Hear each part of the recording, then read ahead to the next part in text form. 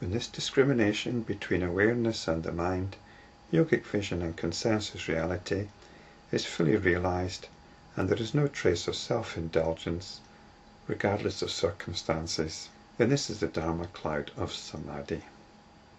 Book 4 is based on this distinction, this discrimination between everyday reality, ordinary reality, our cognitive reality, the reality of our moods, and the dimension of spiritual insight, the dimension of spiritual realization.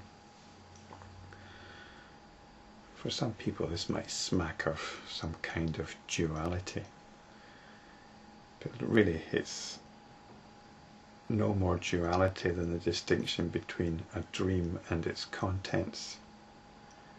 It's the basis of spiritual practice.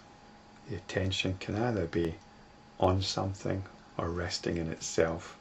This is the reality. You can call it dual or non-dual, whatever suits you. This is the arena of our spiritual practice. Basically, we need to know when our moods are dominant and when there is insight, when we're actually practicing. It can be very misleading sometimes. Sometimes you might mistake a mood for spiritual insight.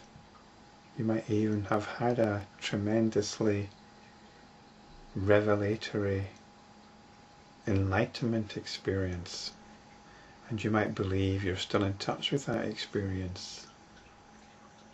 But what you're in touch with is a memory of it, an idea about it. The manna needs to be fresh. The manna was the bread that God gave the Hebrew tribes who were wandering in the wilderness every day. But they were under strict instructions not to store it. It had to be fresh.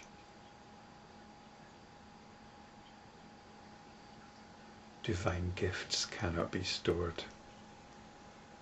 They have to be fresh. So this is one of the things we have to watch out for. That there's no trace of self-indulgence, regardless of circumstance. There's no trace of indulging your mood, no matter what the circumstance. And there should be absolutely no prospect of doing this within the context of spiritual teaching. So when this is so, we've got the Dharma-Cloud of Samadhi. Dharma is one of these words that's worth learning. It's got many different meanings, many shades of meaning. We could call it righteousness, but we could just call it harmonious living.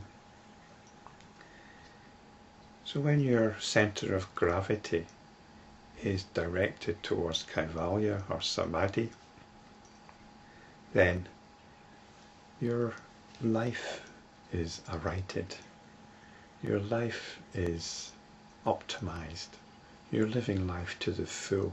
It's a cloud in the sense that its action is rain. So in a way, you're raining liberation. Your behavior is enlightened. It's not based on moods. And so activity which fuels the afflictions is terminated.